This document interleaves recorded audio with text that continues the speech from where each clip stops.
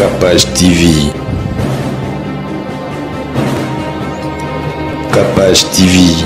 Batu nyonso bazalaka ya koboma te po batu mususu bazalaka makila makasi veut dire kamokin kisi ya bololo komeka te lokola mama Yvonne kabieme makufi kasi ti sikoyo makila na ezo kontinue koganga landa lisolo mama oyo bayaki na mutuka bazalaki ye na docteur na ndekone ya mwasi bayaki pona kolo mutuka oyo balobi mutuka oyo te Kishasa tango iti Kishasa bayaki nango awa na boma beau-frère nemta kino zona Kishasa ne yena na boma ba pesa ki pa ya beau-frère na ye alors tango azotambo na mutuka oyo azomona ke esprit moko na kati ya mutuka tala na garçon na zozo courage zo ba camarade ne zo na bango tina ndako place ya salaka yo kanti ke ya mona babilo kona nyo sauté avant peut-être à mona mais comme il y avait des portes ouvertes côté là ba photo ozomona déjà qu'il y avait beaucoup de portes ouvertes ngai tana bani ko travailler mutuka wana na moni elongi ya mama moko boye liboso nango azaki na singa na kingo na makila. Alors Exode a sorti en masque au sangisa libota na prière en fait kenzaba bimisa libota na se ya botutu na se ya malade na se ya mulili na se ya ba force satanique ozo bloquer via bato yango na toponi Exode donc sorti et sorti wana eza na kati ya ba maladie na kati ya ba blocage na kati ya ba influence satanique na kati ya ba marié femme de nuit na kati ya ba babiloko diso bato bakozala bakangami nango parce que peuple de Dieu bazalaki na kati ya Égypte bakangama ki na se ya pouvoir des serpents ya pharaon ou ezalaki totem ya mboka wana Égypte les serpents maman ndimi a passé nos avis abi mutayela ki bango mutuka oyo kombo na ye Dieu Gonzita Bachita. Je voudrais en fait faire un témoignage par rapport à ma vie parce que j'ai eu beaucoup du mal lorsque j'étais malade. C'était en 2019, j'étais hospitalisée dans un hôpital et là-bas je voyais des choses horribles. Vous êtes à Kinshasa à la recherche d'un cadre au confort moderne pour vos séjours. Une gamme des meilleurs services pour votre entière satisfaction vous attend chez Hosanna's House.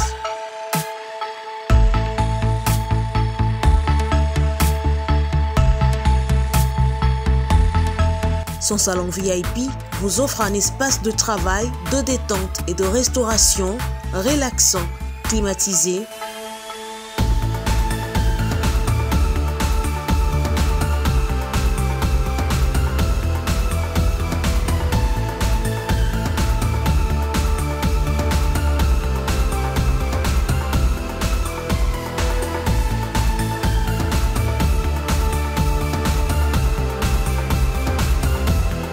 Et ouvrant sur un balcon qui vous offre une très belle vue. Et d'une cuisine entièrement équipée.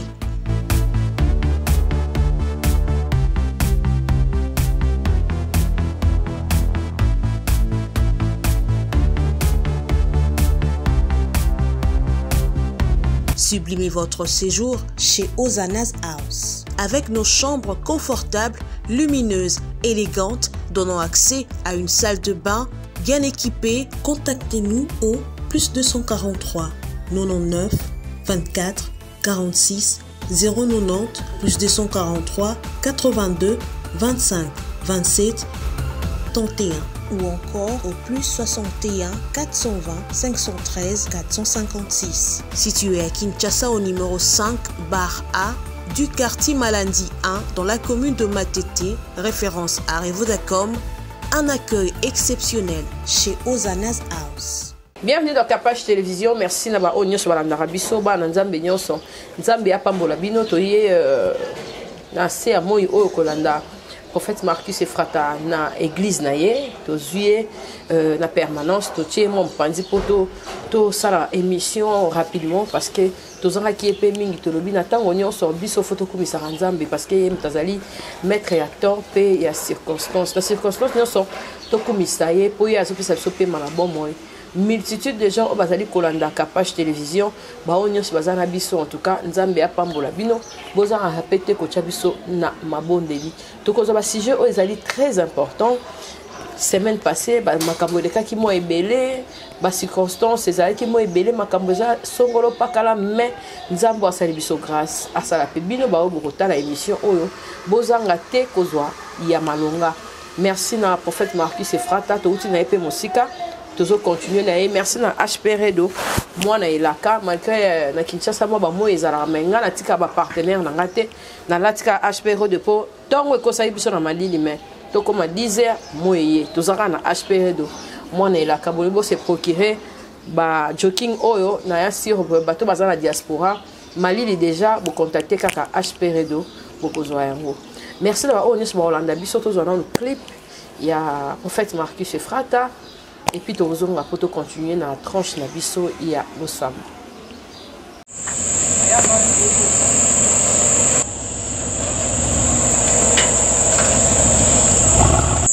Depuis que j'étais là, tu étais où? Moi, je t'engage pour que tu viennes somnoler ici. Je suis en train de dormir, je suis fatigué. À dater d'aujourd'hui, tu prends tes affaires. Non, non, non, non. Je ne veux pas t'attendre. Papa, non, non, non, non, non, non.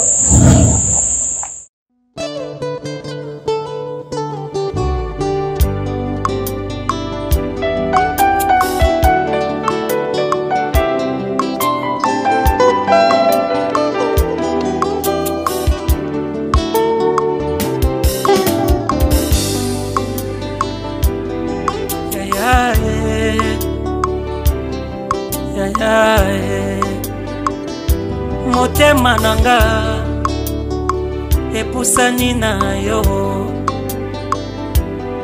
molimo nanga ye nasopi na yo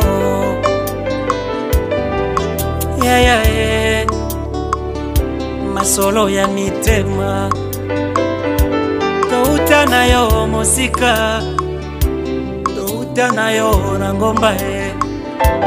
Merci là-bas, on est sur lundi. En tout cas, album, tu as évité ça aux ondes, tu as retourné à la question, je ne sais pas, mon sœur Nzambe. Bienvenue, papa. Bonjour, bonjour, ma bandégon, sur Bazolanda Bisso, Zamba Pambola, Bisso, Tozamalam, Yeso, Abateli Bisso. Qui m'est allé, Totali, Nzembo, Totali, Torozoro, après, c'est ça déjà sur le marché, Marambozo, Salamaneni, aux rappels de production, au Yemba, au Kaka, au Pesa, le coup, pas Nzambe. Non, Bisso, Tozara, Nakata, quoi, Doré Nzambe. Nzembo eza na kati ya chaîne na biso YouTube Marcus TV.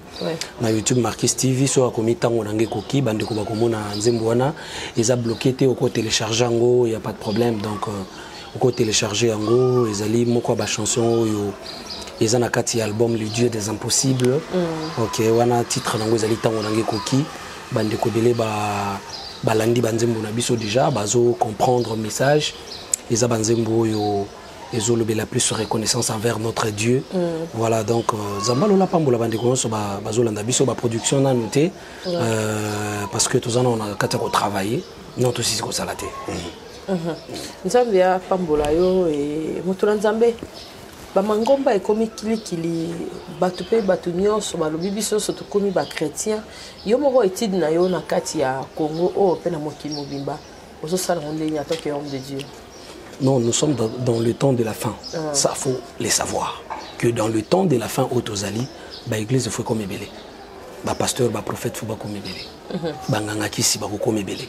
Les homonies, les bangangakisi, marabout, les réseaux sociaux, les gens qui clients. Donc, maintenant, sa solution. Nous sommes dans le temps de la fin où Babylone est fait salama. Pour nous, il y mais nakanisi que même na kati ya mboka na biso ya Congo tozana bateau balobela ba makambo wana déjà plusieurs fois l'église comme ebele mais oui nous sommes dans les temps de la fin où l'église comme ebele na ya faux na ya vrai mais na bana na Nzambe ou bazana connaissance à parole ba koyeba bisika ni faut okende. To ki les solo ya moto oyo a bomaki Mama Yvonne Diego makambi ya ba chauffeur ekomi na moi pasi mingi ko pesa confiance na moto ba na Nzambe ba yebi ke confiance il faut to pesa ngokara na Nzambe mais résumé ya makambo o nyonso toti komona en tant que homme de Dieu okoki kolubani parce que mutuka moko kutu ba retrouver ngo na nzela ya bo makuna ba soda baza ba saisir déjà voiture yango na makambo nyonso eleki oyo moto na Nzambe okoki kolubani parce que relation wana ya Diego Mama Yvonne azoki ngo kaka kati na lingomba biso topesaka bino confiance basali na nzambe topesaka bino confiance tobi l'église ezali bomoko kati na yesu donc tokomaka na église tokomaka biso nyonso famille okoki koloba nini mpona makambo nyonso euti kosalama semaine passée na kati ya famille oyo? Oui, réellement eza relation de ko chauffeur azwaki na église na kati ya église mais faut yeba que église eza ebale église eza bisika oyo bato nyonso bazali église eza na lokola ebale ezaka na banyoka ebale eza na bangando ebale eza na bambisi mosusu oyo kosimba te eza na banina. C'est comme ça l'église. Église eza na bato alolenge nyonso église eza na bacriminel oyo babongola mitema te église eza na basi mosusu bakendaka koluka mibali ya bato ozomona. Donc relation kokuta nango na église elingi kolakisa te parce que bokuta nango na église bongo bato mosusu bakutana mpe na baéglise babandi relation même amoureuse babalani mpe badivorce mais bakutana na église oyo azobondela mais après tout divorce mabe payé basi mosusu baboma mpe mibali mosusu baboma basi bakutana na l'église basi ebele badétruire bavie ya mibali ebele badétruire bavie ya bana basi bakutana na l'église. Donc okuta na église ezolakisa te ke mabe koya te mabe koya par rapport à motema ya moto bakutana na ye. Mais je crois que relation na bango ya église elongwaki na église ekomi na mosala eza na baréalité ebele et du fait que surtout bakomaki ndako moko quelque chose oyo ekosalama te c'est déjà une porte d'entrée. Nataki sur 14 jours de prière yo tozaki na yo émission na séminaire pour bandeko balandaki nzamba pambola bango les portes d'entrée. Biso to mona ka chauffeur abomi moto chauffeur abomi patron na. Mais il y a des portes d'entrée. Ils ont des portes oyo patron na fongolaki. Chauffeur a reçu accès wana par rapport à il y a des portes d'entrée spirituellement ou physiquement. Ouais. C'est ça. Papa, donc on est continuer na yo mais tous un élément pour ba vraiment et le nini auto zali kolobela et puis to bandi dans la histoire wana na reportage wana to koti na place on a ndenge bazui mutuka ya madame et puis to zonga pour to continuer na message na biso alelo to landa batu nyonso bazalaka ya koboma te po batu mususu bazalaka makila makasi veut dire kamokine kisi ya bololo komeka te lokola mama Yvonne kabieme makufi kasi ti sikoyo makila na ezo kontinue koganga landa lisolo mutuka oyo bozali komona ya marque Toyota Noah ezali ya mama Yvonne kasi selo be formation oyo tozwi chauffeur na ye oyo akrima mutu Diego azwaki yango apesi grande tiere na ye kisela mpo na baya koteka yango na Congo Central nzoka nde bamikosaki po na nzela deja ntango bazali kotambola babandaki komona bamystike ya kosakana te ntango bakomi Congo Central mbala moko bakenda koluka maître Ousmane oyo ayebani mingi na boma mobimba na masolo etali bongo spiritualité ye mpe azwa mutuka abandi mbala moko kosala baincantation baceremonie kasi amonaki mpe makambo na ye yo ya communication bamama oyo bayaki na mutuka bazalaki ye na docteur na ndeko ya mwasi bayaki mpona kola mutuka oyo balobi mutuka oyo utaki Kinshasa ntango uti Kinshasa bayaki nango awa na boma beau-frère nemutaki nango na Kinshasa ye nango na boma awa bapesaki ye epai ya beau-frère na ye alors ntango azotambola na mutuka oyo azomonaka esprit moko na kati ya mutuka yango ayaki nango epai nanga nasambela na yango mpona po baesprit wana etika lisusu komanifeste na kati ya mutuka na ntango aye nango epai na ngai ntango nabandi kotravaille mutuka wana namoni elongi ya mama moko boye liboso nango azalaki na singa na kingo na makila na ntongo nango nde nayebisi bango tala makambo na moi na mutuka namoni événement boye ale bango balobi oh eza bongo ngabi eza bongo nake pa docteur na kutie nayebisi docteur tala makambo na moi na mutuka tala eza na mama moko boye ko telema wana aza na singa na kingo pe makile ezokotanga ye ayebisi ngai o yango wana ngabi so sande ngabi c'est que il faut mutuka oyo ezonga kote eutaki lokola la police balalaka te bakangi mama na papa oyo bandimi ke Diego nde apesaki bango mutuka baya koteka na Congo Central yo ya communication la police mama ndimi a passé nos avis abi mutayelaki bango mutuka oyo kombo na ye Diego Nzita Bachita aza petit frère na ye o baretaki kuna po abomaki patron na ye en tout cas mama Yvonne azali makila makasi pona minute tozoloba boye Diego aza na prison mutuka na ye pe esi emonani merci en tout cas na ba image wana papa omoni pe ba image wana olandi okoki koloba ni pona yango lisusu nakanisi que eza makambo yo ekomi déjà molimo ya ndeko wana pe mana kimia azaki mama moko bande ko sambela to moni ba image na église ndenge azobina moni ba image na une église ndenge azobina vraiment était ya bande ko mususu makambo amen parce que nayebi te motivation nini oyo ndeko mwasi azalaki nango pour que chauffeur azwa chambre na ndako na ye parce que chauffeur alalaka kaka na ba résidence ya ba ministre chauffeur pas alalaka na guerre soki toyoki cuisinier aza kolala na ndako ya patron toko comprendre moki travailleur bonne oui chauffeur na yoka te et puis bapesi ye chambre wana ezaka po tozaye église moko non ndeko wana il y avait beaucoup de portes ouvertes oyo ememi ye na kufa chauffeur akoya kotravaille soki urgence ezali eke boza na besoin chauffeur azala pembeni na bino mpona bana classe na ntongo bambouteillage eselo bato nde bazomonela mais pourquoi ne pas kozula ndako aux environs na quartier wana monene bon toluka ndako moko bacommissionnaire bolukila biso ndako pembeni pour ne pas que azala musika ya kozwa bana na tongo mais lorsque tala omoni travailleur aza travail même ndenge ozaka na batravailleur boye s'il y a des choses que tu ne peux pas faire c'est un jour aux déception na yo ya bolingo toza na likambo na yo ovandi travailleur obisi epesanga conseil ce sont des portes ouvertes ndenge ozaka na batravailleur na ndako c'est pas qu'il faut ala dire envers bango mais lorsque des jours ebiki nana bapaya na nga na koyamba batravailleur bazala wana te bazala surtout bao balambaka na bandako ndenge mona baza wana bakozala en contact te na bato yo yambaka bango pena nde bantenne donc soki balimite eza te na yebiso yo ke okomiti na niveau ya ke ovandisi ye en tout cas pesanga nano conseil esili porte efungwami asala mosala na ye azongaka epa na ye déjà kologer chauffeur na ndako bana bakomi kobengi tonton tu vois déjà akomo mono ndira aza epa na bango ce sont des portes ouvertes ba intimité na yo ya foyer bobandi kotikela esiko ndako bozo voyager mutu mususu tikeli ndako na bana donc il y avait plein de portes ouvertes oyo koke kokosala mwana mobali banda kokanisa commerce ke nakoki kobotola esika oyo nateka lupango oyo akomi na makanisi wana mabe le porte était ouvert réellement ndeko wana za mutu mobo azomona na ke asala ba mabe déjà azomona mais azoki ba porte parce que ba 25 ans donc na 5 ans à 8 ans ya kovanda pe lokola mwana malamu après eloko ya kati ne Mathieu ko na ko sala eloko mobo parce que accès est libre vous voyez il faut pas kokotisaka ba inconnu na vie na yo c'est ça les problèmes même aux amona na nzambo zo sambela nzamba zo batela yo éviter kokotsa bato yo zo maîtriser ti na vie na yo na ndako même quand na ndako na yo ti mutu mo boye bokutana na métro mutu mo boye bokutana na aéroport mutu mo bokutana na avion bo banda relation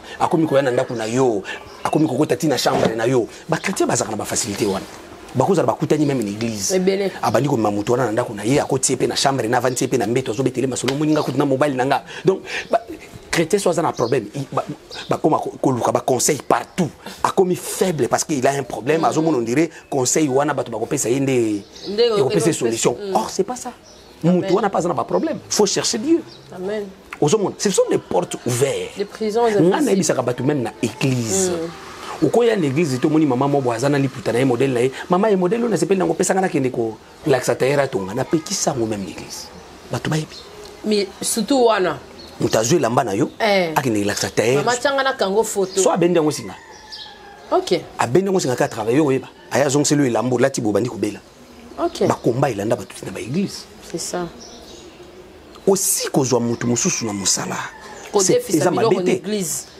ce sont les ba problème kozwa mutu mususu na musala eza mabete parce que leki no kozala chauffeur na hote permanent memela ko bana na école metant bozu mutu mususu na musala nyonso bokozwa yi aza ndeko na binote il faut surveillance ezala ozomona na kati ya ndako wana olieza la ta chauffeur avant na petit frère ya madame hein que non madame na grand frère na eto petit frère ba la kata bango mbale aza yemo ko atikali yemo ko na ndako wana na bana Bozo raisonner à tâter que ce soit dans la copie sabana. C'est ça. Bozo raisonner comment est-ce que vous exposez vie à bana. À cause violer déjà on t'a sali bon on sait que. Bakuta na qui soit disant église mais bamusu so que église au monde bayebi chauffeur l'église bamusu pe bayebi chauffeur peut-être bayebi madame mais chauffeur bayebi été. Bozo monde bakuta une église. Donc il faut que bana nzambe va à la prudence parce que tout comme il attend de la faire au mabeza makasi. Tala liwa tala liwa comme okimi c'est na ba mituka. Tala comment est-ce que bazo tché na sac. Vraiment. Ces garçons na habité. Mutu moko aida yo. Vraiment. Asunga yo bo calculer bobo maï. Donc pena maboko. Les derniers cris de cette femme. C'est ça. Na matoi ya garçon yo. Abeli atali bomate ke bon, mutu azo bundaka ba tikata. Ça déjà. Omoni. Omoni ngesuki. Alors soko landi na procès na bango ya suka. Les garçons est en train de dire quand on est dans le bail liboso. Dans le bail qui on a information bimi. Relation la chauffeur à l'obé on a souka il y avait une relation et intimité entre elle et madame. Ce sont maintenant des portes ouvertes. Où les femmes mariées musubatikali. Bazomaele. Ba comprendre. Papa comment mutoko vana mutu au sala étude. La Bible dit Dieu parle tantôt. Dieu parle tantôt d'une manière, tantôt d'une autre, mais l'on n'y prend point garde. Yo ça se fait que tu vas vendre maman ils vont non. Attends que le mot telo bunga pour comprendre que garçon azo ibanga bloc. Et ça là maintenant peut-être beta kara. À cause de la pas mona ba bloc musu. Tala garçon on azo courage aux camarades ni azo na bango tina ndako. Place ya salaka. Yo quand il y a mona ba bloc on a nyo sauté avant, peut-être à mona, mais comme il y avait des portes ouvertes. Côté là bas photo, aux hommes on a déjà qui il y avait beaucoup de portes ouvertes. Batamisalo mona kao yo tozora na bandako na ba ki ndaka pe ko simba ba kisi contre patron. Kaka ndeko moni na gouvernement za ba simba pe kisi contre chef na ba société. Batamisalo mona ba ki ndaka pe ko zo ba kisi azu kisi aveugler patron. Quand tu n'as pas la vie de prière. Biloko isala maka ndeto au moins quand ndeto vandi bato ba tala biso parmi bato ba tala biso na bato pe bakanga ba ba kisi. Eza mibali ba olanda biso mosa kanga na kisi. Eza na basi ba olanda biso mibali bakanga na kisi. Est-ce que ba ke mibali bakanga pe basi na kisi. Ebele. Eza mibali bakanga basi na kisi. Donc ils ont un bâtiment sur l'Hollande, ils sont des toloba, bakanga ina kisi. Donc soyez moi azuka terre pour analyser, ba confiance à pesa, na comment est-ce que bon on a yemoko, mais mutu moko boa ko commander, il faut comprendre que na kisi. En tout cas, because il y a normalité. Jamais na ko matina ba niveau ko pesa ba to accès boy na makamnanga na vie nanga. Voilà. Alors la Bible dit, Dieu parle tantôt d'une manière, tantôt d'une autre, mais on n'y prend pas garde. Donc, de par ces versets, nous comprenons déjà que Makambonio Soko il a mutunzamba ou la kisaï, tala maman, ne qu'on a vu ça avec Kobondela. Mais prière na ye na Kobondela na ye, na kati église avec Kobondela, on ne refuse pas avec les chrétiens, moli moni pe manakina. Mais ba porte ouverte na likambo eze belé ozo l'accès qui réellement accès à diable les alaki. Ma porte est ouverte au diable à quoi kokota. C'est ça. Et où tu retenir comme conseil, il faut fermer des portes. Il faut fermer des portes dans la vie. Il faut fermer des portes. Tant que tout dans que mutoko ebandeni état dans mutu eza mabe mutoko memelanga malheur mutoko commettre vie nanga invisible aux prisons invisible souka na prison oui ici les tati memi na liwa voilà alors na kati wana tikala pe koyeba que mundela sali mutukati ils mona te que mutuka eza na tableau de bord ils na ba signo muso epelaka rouge muso epelaka jaune muso epelaka vert. Oui, le péla rouge est allé directement que n'engue péla rouge on a y a un danger. Neti France qui bébé au péla rouge. Mais celui carburé l'ingue c'est là et au péla jaune. Pour nous l'accès que bon carburé aussi la mise à danger te que bon maillot. Mais frein au péla rouge pour nous hôtel ça yoke danger on est comme on a liwa. Également la vie à Moutounioso ils en a bassine on nzamba kenda hôtel ça que regarde motokuta ino akobo maillot moni mobile ozobala oyo akobo misayo moni mwasi oyo akomona liwa moni lekam. Donc nzamba za na bassine à l'accès mutu même na bandoto na ba vision maman so ndeko na ko lamuka au mona ke a vous expliquer que il y a des choses à mona beta kara. Et voilà. Yango moni il faut qu'on y ait quand même na vie que même bassine ozomona na relation zali et cause à la moko ya bilembo nzamba zotalisa yo na basi belelo bazana mabala bazo recruter mazala ko mona déjà bassine dès le départ qui mobali wa konyokola ye mais bolingo leka ke belé ezana mibali musulu yo bazo lela bandeda ko mona bilembo ke mwasho aye pour intérêt mais andima quand même avant na mwasi pour intérêt un jour a beteli mbongo sili mwasi wana sundoli ya kimi. Mais il y avait des signes où il y avait des écarts. Nzamba la qui s'aka toujours. Mundela tche tableau de bord, mutoa yeba kota zokine na eta ya mutuka. Nzamba kozanga kocha tableau de bord na via mutu. Nzamba tcha tableau de bord na via mutu. basine nzambe alakisaka bandoto nzambe alakisaka na bavision nzambe alakisaka mutu ke nzelo koti oyo ezomona liwa voilà c'est ça. Merci l'homme de Dieu tozo ke nango vraiment tout fana en place oyo batu ebele soki toye na bathème na biso ezalaka le mosusu bazotala mais baso comprendre te mais na bacirconstance ndeti ya baémission ya botoye na bapreuve nde ezalaka ke éveillé bato adamo synthèse avant na kote susu question mosusu baprison invisible ezalaka ndenge nini et puis tozongi so na thème moko oyo olobaka il faut pas donner confiance même na yo moko il faut qu'on ait la confiance moko limitée parce que moninga malamu ezali nzambe. Les prisons invisibles, les gens qui baptême tout est clôturé. Bande ko belé ba témoigner nzambe, je crois bande ko belé ba lundi émission que ba dernier témoignage le ici ezalaki sur les prisons invisibles. Bande ko ba moni quand même le boko na nzambe, c'est parce que ndenge to lobela ki marché satanique. Ezaka ba marché satanique bisika ba tekra ba via bato to lobela ki yango tango mona na famille bato bazana ba PD tango mona na famille bato bazana bana moko boy ba melaka masanga donc vie ba comprendre le côté na vie à part comme la masanga okuti na famille ezana ba lesbienne eza bilembo ya kina kata famille wana il y a des personnes oyo baza ba vendeur des âmes ba vendeur des esprits. Donc so bako teka mwana mwana koko makizengi omoni bozobota bana bakizengi bozobota bana mosusu ba PD ba lesbienne ezalaka signe yake ezana ba vendeur des âmes. Donc ba vendeur des âmes ce sont des sorciers bato bazana kata occultisme tant ba teka ba via batunde mais ma réalité on a sur le plan physique to lobela ki yango qu'il y a des marchés sataniques bisika bakina ko teka ba via bato bako teka liso mutu bako teka via mutu. Alors de là ndé toi qui font la parent toi qui font la sous-thème oui mais bien sur les prisons invisibles que il y a des personnes ba boma bangote mais ba kotsa bango na ba prisons invisibles aussi sur les plans physiques à comme on a été mais sur les plans spirituels ba tcheli na prison ba tcheli balani na prison ko botani na prison via banani na prison mutako tanga classe azupe ba diplôme mais ba kangi ba tcheli misalani na prison prisons invisibles oui na moyibo ya zolo ba français za mayele mais sur les plans spirituels mutana prisons invisibles. Alors des choses là et c'est dans la vie de prière à la délivrance pour Bima. Il faut un guide spirituel qui la vie à Moutou à conduire Moutou la délivrance afin que Moutou Monakata Magambo. Oui. Amen. Merci l'homme de Dieu. Ni to salité. Et j'allais parmi à Banzembo ou Ebimi. Avant to kendewana. Avant to kendewana. Na question nga wana. Mais dans la question mo boye un peu rapidement on retourne à yo.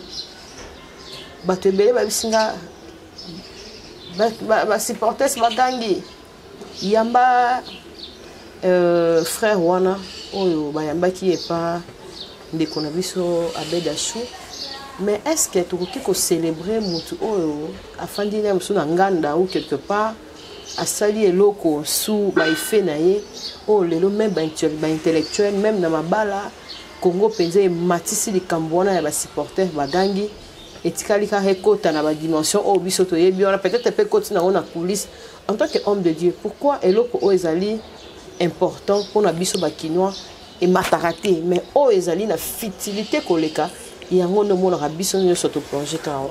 Bon, je pense que premièrement faut que monde des monde à distraction. Monde à distraction. Donc diable yemoko ala la raté ceux qui boit distraité. OK. Diable qui n'a là la soit moni beaucoup mi distrait. À ces pays maintenant à qui là. Tant que vous a distraité diable la raté. OK. A ozobino ndi. So boit distraité boza osambela boza la conscience boza na. Diable alinga distraction. Yango moni bisika nyoso distraction za okuta ba gens du diable baza wana bazo acclamer ba otombo la distraction. OK. Il faut distraction. OK. Bazo appuyer ngo penza donc ya makasi. Batu okomona ke batu nyoso oyo batu okomona ke batu nyoso oyo baza na diable balinga ko encourager makambo nyoso eza distraction ou eza na bénéfice te ya conscience ya batu. OK. C'est ça. Si. Malheur makambo eza na bénéfice ya conscience ya batu. Okomona ke les agents du diable ne s'approchent pas. OK. Ozomona. Alors le garçon c'est là ba vidéo asali logo naye nanganda diamba ndenge izalaka na bakachi asatanda kité tangi bibi na réseaux sociaux pour bato baseka comme bato balingaka plus distraction na buzoba wana li bakoti ce qu'on a distraction na basepeli nango en quelque sorte les garçons n'a pas vraiment des problèmes il y a ça que le connaît na nganda diamba azaki na asatanda ki te ki ozo ampleur bato pas filmer na karate bato pas filmer ça na problème les garçons aussi n'a pas de problème que le connaît asali na se diamba et bananango il y a pas de problème mais ma beza na niveau yaki bato bazo tomboler loko moboye ou ezo ko porter le côté. Donc ça le rôle attend bozo ko encourager yango bozo encourager bana baki na nganda diamba baki ndiko créer pour biloko lo ba ngwana ngana ba créateur azo créer ba biloko donc bozo pousser bana baki ndaka wana baki ndiko mela diamba pour ba créer muta zo mela diamba créer ke loko pour ba ba diamba pesa ba idée mais ma ba ngoti na poto même ana ngasa bozo mona alors les garçons n'a pas de problème n'a pas de problème mais bateau bazo tombo les loko eza futilité ou eza distraction. On n'a pas besoin, il y a des distractions, on a un mot qui est tamboula, il faut toujours conscience dans le moment où on vraiment. Ni to salité, notre Nzambe. Ni to salité test et mbami pas bandeko impère et kangipe mboka mobimba ba to ebele ba sepeli nango motivation oyo ko tenir si oyo to ba ngo si ba en tant qu'homme de Dieu ko ko lo bani. Bon, nzamba lola pambola bandeko ba yimbi nzembo wana nazaki na moment na nga méditation avant-hier na moni ndeko mo bengi nga bisingai oteya sur batotem olobela ba makambo belé sur mboka tala nzembo bandeko ba yimbi yo lokolo oteya déjà léopard olobela ba maloba mobutu na ba mateya na yo essaie un peu d'écouter la chanson ou mekana ko tala idée ya bandeko na yo ki chanson wana en tout cas premièrement pour nanga c'est une prière bazaki vraiment na idée au sala une prière. En dehors de la titre, pour titre, les autres ça vraiment, on dirait que on a fait tout. Mais tout ça, il y a sauté. Il y a les ânes. Est-ce que déjà, tu as les missions sur l'autre qui est président de la République? Tout ça, on a non, tout ça, on a même le président de la peuple a limité le lot qui est président. Donc, il y a à part titre, que comme en tout cas on a tout fait non tout ça ligne sauté à part titre message na bango est clair il y a makambo bato bakwa ko lobate nzembo na ba yembeli yango Congo ba interpeller ba opposant ba interpeller bato bazana gouvernement ba interpeller tout le monde pour même ba opposant ou baza opposant lelo lobby bazalaki na président wa utikoleka. Si. Bazuba poste, ba leba mbongo, ba sali et l'autre côté, les lots ba se retrouver, ba opposant, les lots monsieur soupé, ba zongi na gouvernement. Ouais. Mais ni netikali pour basala parce que ngana ko lo bateke ni to salité pour makamsu na to salité. Ouais. Ni netikali pour to sala enfin qui mekota. Bande kona ba yembi babi, ba jeune de prière to koti, ba lia ba famille to kati, classe batangi, ba zape ba courager, jeune congolais a déjà couragé.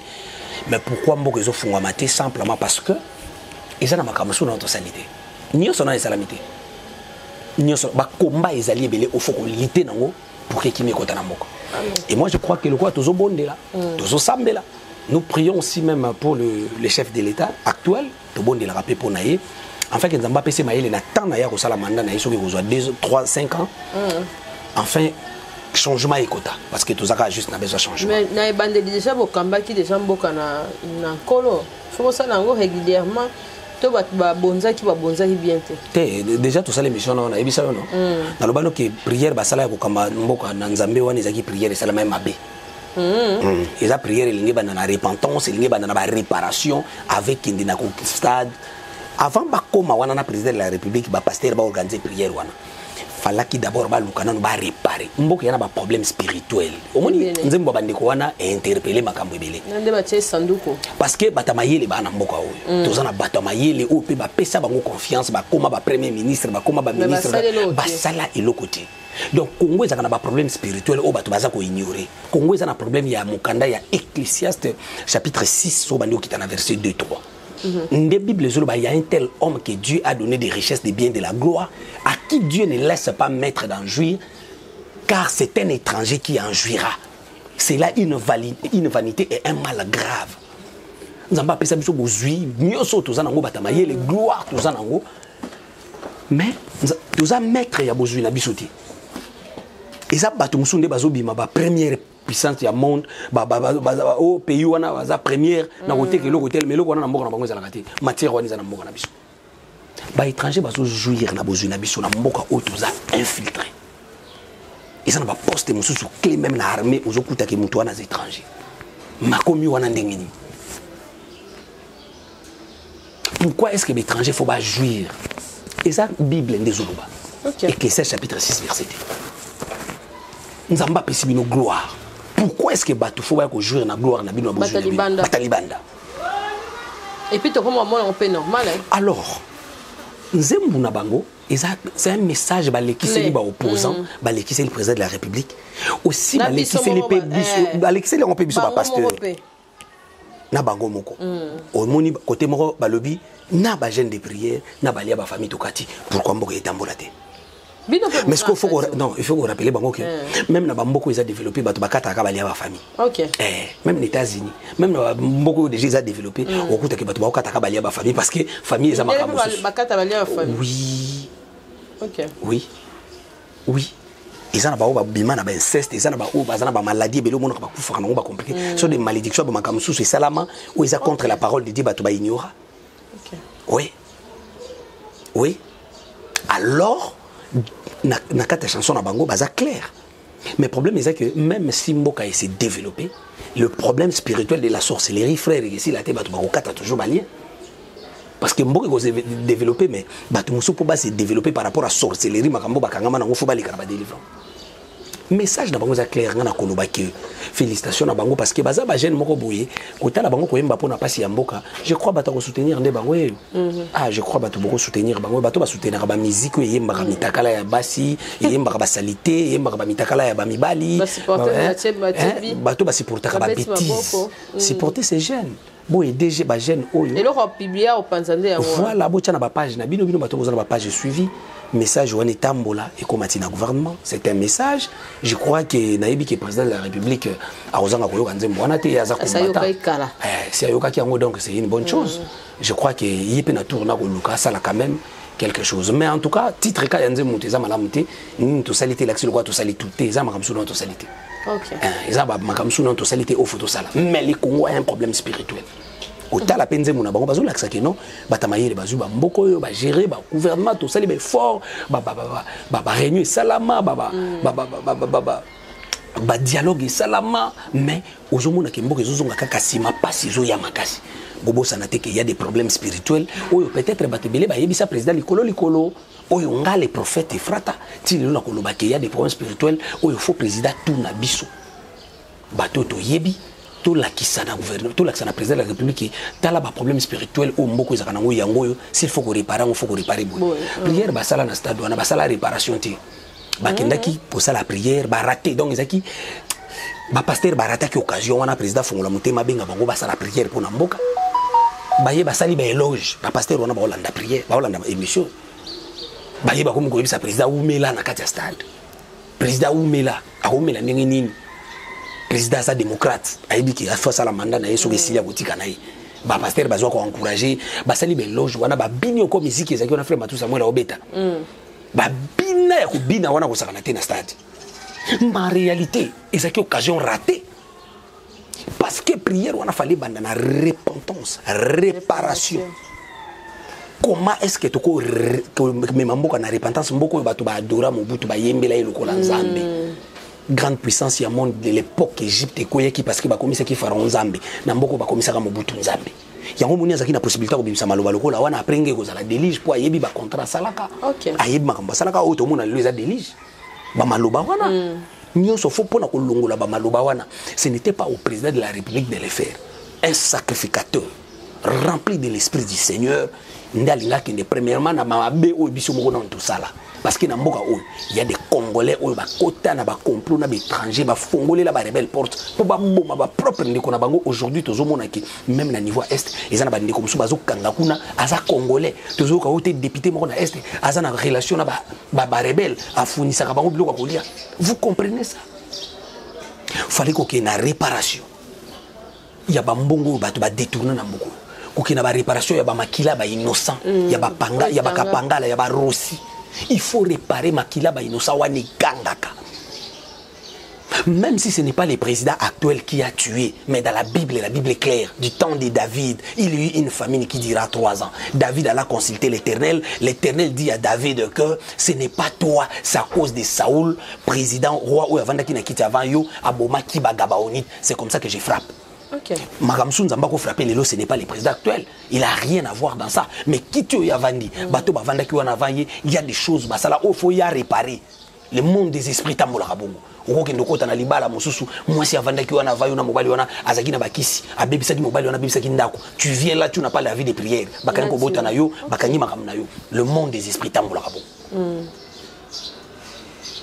Donc il a fallu bakende na ba réparation, bakende na ba repentance makambo oyo nyonso. Enfin, ba ko sala prière oyo basalaki.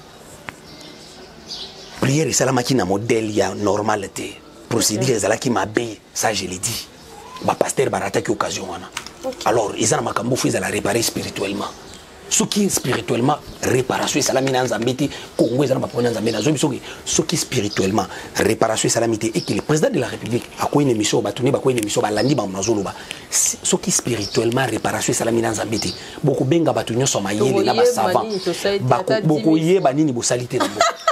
C'est là où maintenant vous allez comprendre qu'il y a une totalité. Il faut vraiment réparation na repentance ça la mila likolo na kiti président par rapport à bamakile sopana na mboka. Il y a encore des cadavres dans des placards. Il y a des choses où il faut réparer spirituellement. Kouta mila mobutu tilelo. OK. Ce qui est réparation, repentance sur les salami. Après une prière de délivrance, c'est pour ça qu'on apparaît un sacrificateur. C'est de là que Mboka nous a dédié pas dans Zambé. Mboka nous a dédié pas dans Zambé, je vous l'ai dit. C'était une prière à Dieu. Pasteur célèbre. Wanaka kasoki ba komina besoin ko yeba nini biso to koloba. Ba komina besoin na ngai prophète na pesa message na nga par rapport à mboka. Na ko yebisa ba voilà ce qu'il faut faire sur les plans spirituels. Sur les plans physiques, bozo na bino batamayele, bo luka na bino batino so bolingi, bo bazoganga même na position na bo pesa ba poste. Mais vous allez comprendre que baza limité. Pourquoi spirituellement il y a des choses. Oyo bozo ko ignorer. Voilà, c'était en 2000. 2 ans passés, 2018 ou 2017. Motolanzambe Exode, message na biso o toko si sana yango ezani pour le peuple de Dieu. Nous avons 60 journées de prière de traversée, où ils aussi le 31 décembre au thème d'Abisso Zali Exode. Exode. Donc, bandigon sont basés d'Abisso partout dans le monde. Zambé alola pambola bango, Zamba alola kanisela bango, sala bango bolamu. Moussala Exode oye enfin que Moutounion sont dans la prière, oyo il y a 60 jours aïe bako bimanakati ya malade ab manakati ya mulili. Kolansama makambo nzamba kosala ba oyo baza conscient bao ba telemi bao bazana besoin komona na boko na nzambe pendant ces 60 journées de prière intercession paix ensemble sur ta parole mobimba avec le prophète Marquis Efrata tous au bonde la pona bandeko so baza partout dans le monde paix toujours kende da traverser il y a 2022 kaka ko bimana 2021 mais ko bimana malade ko bimana liwa ko bimana blocage ko bimana stabilité ko bimana souffrance ko bimana kati ya ba combat spirituel nyoso oyo roza lozobika. Exode. Exode, pourquoi Ponika ka Exode? Bon, Exode des alliés sortis. Exode des alliés kobima. Exode des alliés la délivrance. Exode des alliés mon pépé a sorti. Exode des alliés sortis en masse. Il y a mon tout mon côté mais il y a pas de belé. Donc sorti en masse il y a pas de belé. Alors parce que yoko za lozo bondela. Mais les Kambuna yo aliba les akayo mokote na famille na bino bation so bana pour malibala. OK. Yoko za ozo sambela. Mais les Kambuna yo blocage financier o akayo mokote na famille batebele bazana ba blocage financier. Alors Exode les a sorti en masque o sangisa libota na prière en fait kenzamba bimisa libota na se ya botutu. Na se ya malade, na se ya mulili, na se ya ba force satanique ozo bloquer via bato. Yangwana toponi Exode. Donc sorti. Et sorti wana eza na kati ya ba maladie na kati ya ba blocage na kati ya ba influence satanique na kati ya ba marié femme de nuit na kati ya ba biloko diso bato bakozala ba kangami nango parce que peuple de Dieu bazalaki na kati ya Égypte ba kangama ki na se ya pouvoir des serpents ya pharaon où ils allaient qui totem ya mboka wana Égypte les serpents. Yango moni nzamba utilisaki pe Moïse avec le serpent pour na ko avaler où ils allaient qui ba serpent où ils allaient qui force diabolique il y a lieu où bango bakangamaki. Alors chaque famille ils allaient kana totem na yango ils allaient pe na ba force nango diabolique où imposa ba to maladie héréditaire où imposa ba to célibat où imposa ba to ba blocage où imposa ba to ba maladie où zo mona ba héréditaire ba bloquer belé où alors force wana ils ont senga une prière efficace pour na bato ba bima na kati ya ba maladie ba bima na kati ya mulili ba bima na kati ya ténèbres ndo monisco prière oyeye il y a 60 journées dans la prière na kati ya repentance réparation na bandeko oyo nyoso bazolanda biso partout dans le monde en fait ba traverser 2022 na Miami sauté parce que za na bandeko belende tozawa azolanda prière année oyo azwikimiate alors moi 50 jours etikali oyo avant de traverser année prière oyo mi makimia na ndako na ye donc thème na biso zali exode. OK. Bao nyonso bakoya pembeni ya mosali na nzambe bao nyonso balinga bazwa prière baosala ndenge nini et puis na bao nyonso po babima na ba prison na bango babima na makambo nyonso ya mabe ezozinga biso na ba maladie nyonso héréditaire et comment soki oke hôpital na médecin ebike de comme lokola nzembo obelaka nini ekangaka yo eloko nini ewumelaka donc bana na nzambe bazotiango kate mais eza eloko oyo vraiment et fandi pe et comme isusu mabe koleka to sola ki na médecin mo kalobi makambo susu belebele na tango ya kalizala ki te mais sikoyo ozomona na bana mikie omona o sucre o tension o boy ezali makambo o fo to longola yango na kati na biso mosa na nzambe muto akoki kolonga na kati ya prison wana ndenge nini et puis l'ensemble pour te clôturer na émission la biso muto akobima na kati ya système de vie akobima na kati ya prison ako bika délivrance ou ils allaient exode déjà délivrance donc nous abîmé quelque part alors kobo sanate que lorsque nzamba bimeli Moïse nzamba kutaki Moïse azoboko la Bible ya papa bokilo na Jétro nzamba préparé qui déjà pour une mission mais avant mission na ye Moïse abandé ko sala déjà quelque chose akendaka déjà ko sala Bible ya papa bokilo na ye azokamba déjà Bible na ye azo luka comment construire sa vie ndé na bisaka bandeko atozozela libala atozozela pambolama luko sala quelque chose luka kanzambe luka délivrance c'est très important. Moïse nzamba zo préparé na mission moko makasi mais Moïse azo beaucoup la Bible papa bokilo na ye pendant ce temps nzamba zo bimela Moïse na moto azo bisaye Moïse tango Moïse azo mona nzite zo pela moto zo zikati Moïse azo poussa na nzamba lobine ko poussa na te mabele otelemi eza inter sainte longola ba ma papa na yo mais d'abord vision ya komona nzete zo pela moto mais nzete zo zikati nzamba bande ko talisa Moïse nazo peso mission ko bimisa peuple moko o bazo nyokwama o bazana souffrance mais ba okufati nzete wana zo pela moto eza Israël moto eza Pharaon nzamba zo lakise déjà vision oyo ya makambo fa sala na ye mais lorsque Moïse azo luka s'approcher nzamba zo bise ko poussa na awate longola na basandal na ye nzambe tango Moïse a longoli ba sandal na ya poussani nde nzamba zo bisa Moïse j'ai vu la souffrance de mon peuple qui est en Égypte na moni makambo ba oppresseur bazo sala je suis descendu pour les délivrer avant nzamba loba que j'ai vu la souffrance de mon peuple l'Éternel a vu premièrement les sandales de Moïse avant que nzamba mona souffrance na yo a intervenir na likambo na yo il y a encore d'autres péchés on nzamba zo mona o ezo ko empêcher nzambe aya Moïse fala longola ma papa parce que Moïse aza mona wa koli na ndaka Pharaon na ndaka un magicien fala longola bo moto na ye yakala en fala ta bo moto yasika amen ndo moni siko ko tanga bible charnellement et ça là qui est l'église musuba longola pe ma papa bango bakanza ke masumu ezana ma papa nzokande ezalaki ma papa wana ezalaki masumu ya Moïse ezalaki ma papa physique te nde batebele bakoma ko longola ma papa côté l'église ou une terre sainte to tika ma papa libanda nzamba lobaki na Moïse tika ma papa te ma papa wana ezalaki masumu ezalaki vie ya Moïse ya ndako ya Pharaon nde nzamba zalaki na besoin azala dépouiller nanu na ki égyptien na biloko ale na ndako ya biki enfin nzamba pese une autre vie ou ko memaye maintenant na ko bimisa peuple muto azana besoin bimisa famille na mulili muto azana besoin bimisa famille na ténèbres muto wana za muto atambola na kubanga nzambe asa muto aluka ka nzambe asa muto asambelaka parce que soki nzamba tio liboso bimisa famille c'est un grand combat parce que même ta propre famille va combattre même bénédiction na yo ou ezana intérêt na bango et nous les voyons partout yango monelo mombo esalanga pasi mama Cynthia oui ça me fait un peu mal parce que comme il anga mingi ya koyoka mutazo sola no na téléphone même à l'église oko ndeko moko papa ngai na bande ko sunga famille na ngalo na tikala maboko pamba ngandi muna banda ko aider di bota na lelo na kauka ngandi muna banda ko letsa mama na biso ko tangisa baleki na nga pourquoi parce que lorsque obimisi mutu bisika bato babisaka mutu te et que tu n'as pas la vie de prière c'est ça le problème OK bako cho mutu na se OK alors nzamba préparer ki Moïse enfin ka kufa na maboko ya Pharaon te a préparé na nous départ déjà ko bota manaye maman na yazala ki esprit ya ko bomba Moïse pas bombier jusqu'à ce que mon Pharaon le côté Moïse a une mission qui est sa peuple au bazana souffrance conjugale.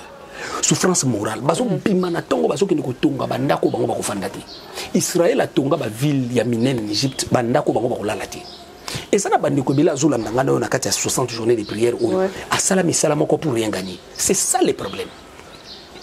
Il y a à travailler à la perte. À travailler à la perte. Même dans la relation amoureuse, on va na mobile na vie pas si ba nyoko mi a aider mobile on mobile azumbo ke bala mosi mususu. Égypte yangwana. OK. Muto fa bimana kati exode. Abimana kati Égypte wana. Et ça n'a pas parents ou ya bota bana nyoko matangisa bana bakola bana on a ba aider à travailler à la perte. Donc, nous devons travailler pour rien gagner. Israël va travailler pour rien gagner. Le col là-bas esclave, n'a qu'à servitude.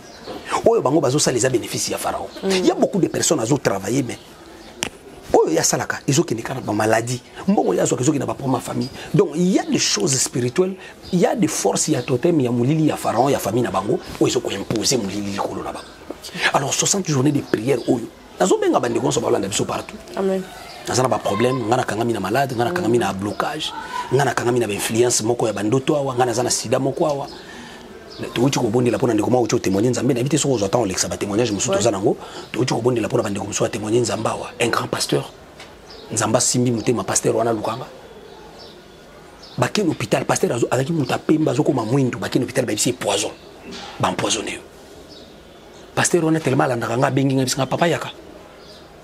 Fanda na no nana posana ka prophétie abisinga na biko amwana na nzoto na tata na molimo pe oui mais nzambe no aloba webi ke toujours kanga misu na prophétie nzamba zoloba kingandi dans ta propre famille nde ba préparer loko yeza poison ya boité za poison ba préparer ya mulili nde zo mima yo na liwa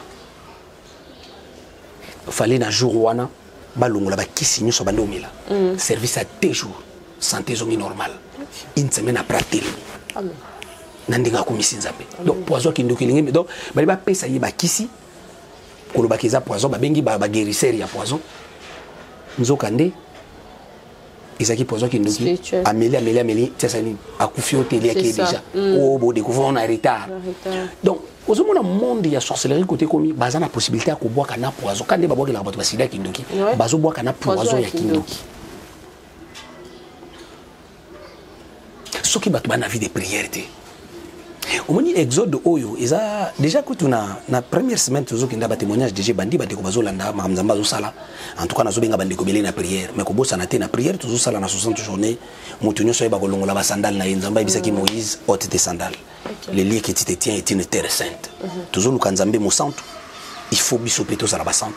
Tout ambola ko banga nzambe. Ah voilà. Donc mutunyo so ba ko longola ba sandal na ozana mo ba singa loketo lataka.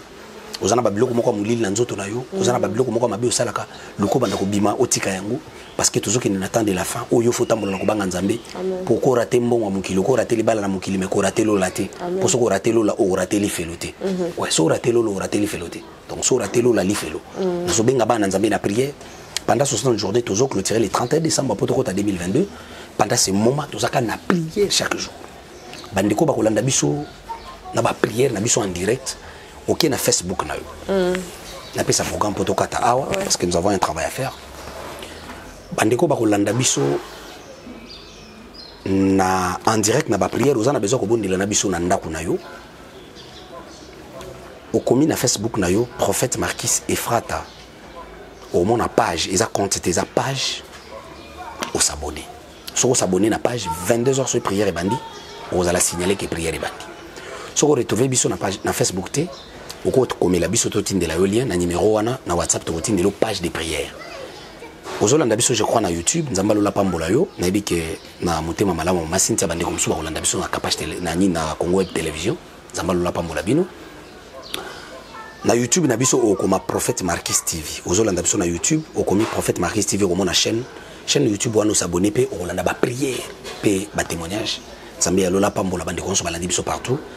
Apambola équipe ma capacité télévision nandenge bo se déplacer qui pour nous combattre nisika au frère Arsène frère Nabiso Arsène maman Sita Kapashi Zambalola pambola yo pour na mosalo bozo sala Zambalola a kanise la bino ndenge bo déplacer bo yeti na église Seigneur apambola bande konso au permettre ngai na bondela pour na bande ko Seigneur éternel mon Dieu j'ai pris le kolo ya ndeko maman ndeko papa zolanda prière au bisikazali enfant que Obimisaye pendant ces 60 jours na kati ya malade. À ma qualité de l'oracle, j'ai des programmes, tous les programmes diaboliques aux ala qui liés na liwa na yo, na malade, na malheur, na rejet, na humiliation que le diable avait préparé. J'annule cela au nom puissant de Jésus-Christ Nazareth. Je libère en ce moment onction fraîche, il y a consolation, il y a paix, il y a délivrance dans ndako na yo. Au bic miracle témoigner le nom de Jésus-Christ. Na komonis Christ. Amen. Amen. Merci, homme de Dieu, prophète Marquis Sefrata. Merci d'avoir onyos baladibiso. Merci Arsène, à chauffé kuna c'est à moi. Merci d'avoir onyos balandarabiso. Au côté qu'attend quelques témoignages autour de la souka. Nzambe a pambola bino pe ma bota na biso. Nzambe a pisa ki biso souffle de vie a pambola bino. Bobengi na numéro ya Moussa na Nzambe. O tolobi a ate. Tokoloba yango na sima ya caméra. Bosengi ba passer sa prière. Nzambe ozan ate na kopambola bino ba ope balinga prophète Marcus afutara kwa le kaboye ezalaka ya ofelete olobi mama capage turo ngamoko nde na orienter yango Nzambe akozanga pete kopambola yo turo ngamoko na pesa prophète Marcus Sefrata carburant ngamoko na osala chemise ya papa ngamoko ndenge nini bozobika me bocha pe loboko na kati ya panier invisible o ezala a parce que bozozo ya motuya na kati ya capage télévision. Que l'Éternel vous bénisse. Bye, à la prochaine. Au revoir. Je voudrais en fait faire un témoignage par rapport à ma vie parce que j'ai eu beaucoup du mal lorsque j'étais malade. C'était en 2019. J'étais hospitalisée dans un hôpital et là-bas, je voyais des choses horribles. Bon, bref, je ne vais pas trop rentrer dans les détails parce que tout simplement, parce que en fait, j'ai vu des gens qui ont voulu faire du lesbianisme avec moi. Je ne sais pas si c'était des réclamations, mais à la fin, comme j'étais courageuse, alors je commençais même à fuir de l'hôpital. Donc je pense que Dieu était déjà avec moi. Mais en rencontrant prophète Marcus Mayoka, il m'a beaucoup aidé dans les séances de prière et il m'a vraiment beaucoup aidé dans les prières il m'a beaucoup aidé dans les prières des séances de prière plutôt. Donc du coup on a fait des jeûnes de prière, on a jeûné et comme j'avais des problèmes en fait au niveau de la jambe, cette jambe droite qui est là, j'avais des problèmes par rapport à ça et par rapport à ça j'ai commencé même à boiter. Et en faisant de nombreuses prières avec Papa Marcus Mayoka et Frata, Dieu m'a restauré, m'a donné la belle jambe. Aujourd'hui, je peux courir, je peux marcher, je suis sans problème. À part... Pana Nzambe shalom. Na yo kumeza monene ya Nzambe ya Marcus Frata. Oya sali kati na ngai. Nazalaka na tension moko ya makasi. Mandako matati 28. Nazalaki na problème ya gêne, il fallait passer en opération. Nazalaki na problème ya tension ya miso ebomaka miso. Nazalaki na problème ya mino nanga miso ezalaki na infection. Nazalaki na problème ya douleur na liboko nanga esalata ba 25 à 30 ans. Mais tant on a découvert le ministère oyo. Nakotaka na ministère na 2020 na mai na juin, soki na bosanité. Nakutanaka na jeune ya 6 jours mbali boso. Papa lobaka na jeune wana mutu nyonso amelaka kisi atia kisi pembeni.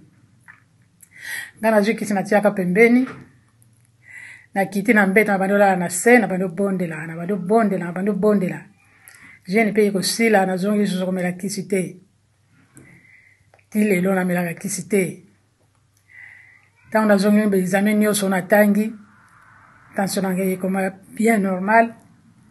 Bon on a douleur sila. Genou nanga basala sous opération te na beki ba pesa nga na tambola nango te. Mino nanga be fixé sila. Miso nanga tension miso sila. Ya wana iko kumisa Nzambe ya prophète Marcus Sefrata. Oya sali kati na ngai. Merci. Na sali vocal pona témoigner que losambo efuti ngai. Nazakola na ba directif na yo ya ba prière pour na ba problème nazaki nango ya mukanda. Nzamba sungi en tout cas na zu mukanda Nzamba Efrata sali. Yango na benga na sali audio pour na pesa merci. Na ndenge Nzamba sungi nga na zu mukanda. Bonjour papa. Nga problème nanga ezali ya nationalité na rendez-vous mardi et puis na problème ya diabète na nzoto nanga et puis na libota na ngai. Yango na ngingi obobondo la pona nga mais pour na problème nanga nationalité na mardi na bi nzamba osela nga bikamwa. Mardi ou bien mercredi nga na témoigner que na une nationalité. Bonsoir papa na ngai. Kande na lubaki ngala ozonga mercredi nazali na confiance en Nzambe na ngana nalala pendant 3 jours na mabele nasali je na 3 jours na sala te balweso na sala na bai na ozonga po Nzambe olongisa ngai Nzambe afuti ngai kandi na bai mardi na ozonga po na sala témoignage que Nzambe apesi ngai nationalité na kei pe na sali na zwi na mona national test ya facile lokolo nga na salite ba mususu bazokota bazosala ba 30 minutes ba 40 minutes nga na sali 5 minutes na bimi Nzambe asali nga grâce na zwi nationalité pe na zwi papier mbala moko yo na okumisa Nzambe amalamu azwa lokumu asali nga minene ona senga ki epapesi ngai azwa lokumu aza Nzambe otika Nzambe. Merci papa.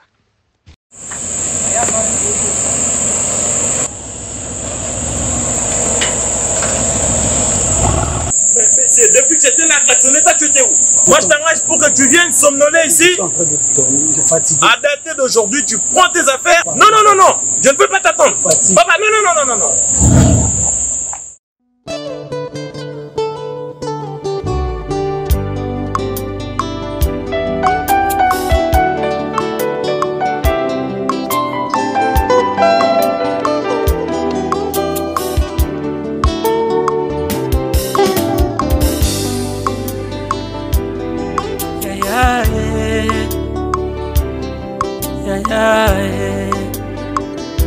Motema nanga epusani na yo molimo nanga ye nasopi na yo ya masolo ya mitema touta na yo mosika touta na yo na ngomba ya bolingwa motema bapota mitema nazoka badoulere ya kati nanga kosukola olongola yango nabima molongi ya likya motema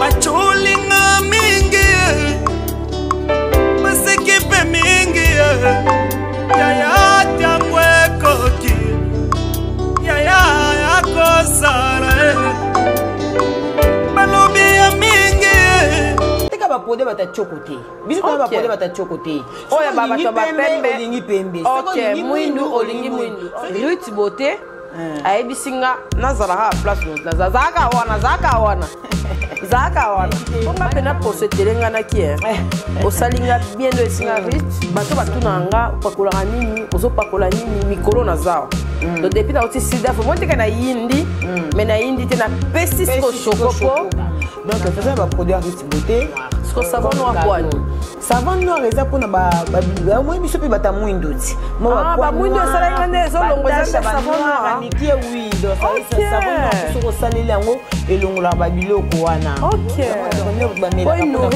et nourrir peau voilà bato o bazana ba moni ke mabumu et sala mondenge bate yango ya Ruth Bote zali o ba yango chaque soir bato bazana ba bouton belé sala wana manjare o eza pona ba bouton o eza pona nduta bazana ba nduta bo consulter Kapashula bo consulter Malika Mania boye kozwa ba produit et bato basombi kuna bato kini basomba na kini parce que toi on a ba kisi nyonso ya ba fesse po ya minene ezali tika boy poitrine neti yo boy eza mibali mosusu alinga mwasi na ye mais bu na ye so ezaka mwasi poitrine eza minene voilà lèvre ya mbebo neti bamusicien balinga bambebo ya rose bagarçon oyo en tout cas riti fa aide biso babiloko ya mo ebele c'est mieux que natie eloko te na balèvre eza balèvre yanga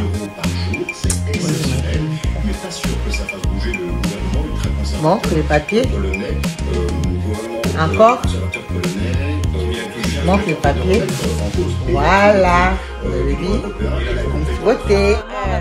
Rose parce que même ba jeune et belé ba quartier oh ba comment bien de ba bemba ozo ni côté Pepsoda ziki si on bembo ngolo ba protester li ba pota oh yo ngolo perosiser qui sauter oh yo eza okopakolango na ba fesse na yo na ba katikati na biso ya ba fesse neti soko sokoli ndeti ba journée mobimba ba intimité ba fille ya ba poitrine ya minene makasi na bozwa aba tozali na ngobo benga poitrine o mobali na wa mesa na solo njoto na o solo nini oyo zo mesantia mobali c'est ça solo nini il faut te na katikati ba nini omoni ba lèvre na biso assez otia ngo pene likolo na ngo wana c'est un inconvénient exact parce que c'est naturel tout qu'on a bolingo pour ba fille ebele balinga bolingo ba fille ebele oh mon arrêt mon bali remorquage na moi mon ça ko ka ba ma côté il faut oh ça ko ka deux fois c'est tant tout papa yo ka go goûter c'est ça ba produit arrêt beauté yango et tout ça nango déjà na marché oh ya na besoin nango contacter Kapachula ou contacter Josman ya Malika pour recevoir ba produit ba numéro na biso ka ba o ba ebi ba numéro na biso mais tu retiens pas numéro ya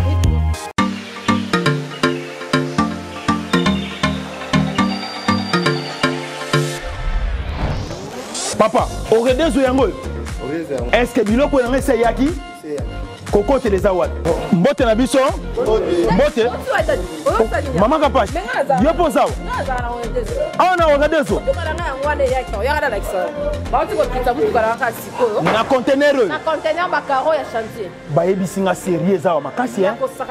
Eza pe na agence ya mbongo. Soko tindeli mutu mbongo pona kozwa yango eza facile. Kobosa na te au redezo eza pe na flat hotel. Bino batu bovanda kalibana mboka polala na ba condition kitoko.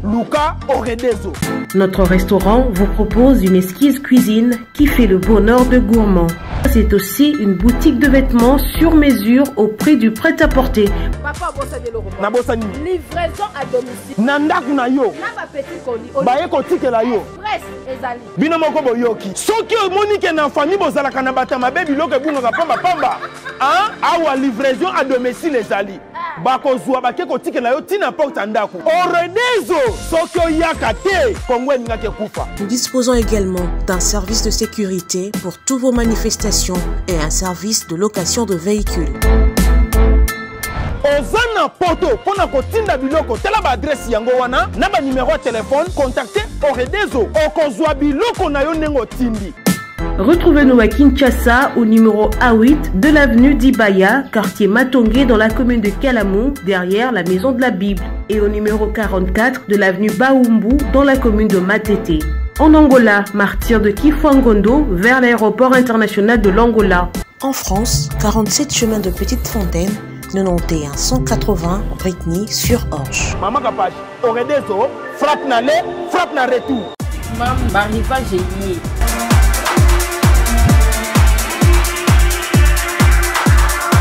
Maman zala bopeto, moi na pe azala na bopeto na ye. Touro eza 2021, ba âge nyonso na mam elie, ba basket, ba sondage, des zéro ati. Kosala na lombangu boya, awa na mam nyonso ezali.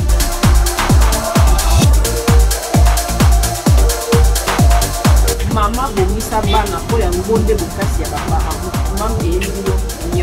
Chez MAM, pour une tenue tendance de saison qui donnera le temps à votre habillement, vous cherchez des costumes, chemises, pantalons, chaussures, des baskets, robes, sacs et autres accessoires de qualité, pas cher pour toute la famille. Découvrez notre collection.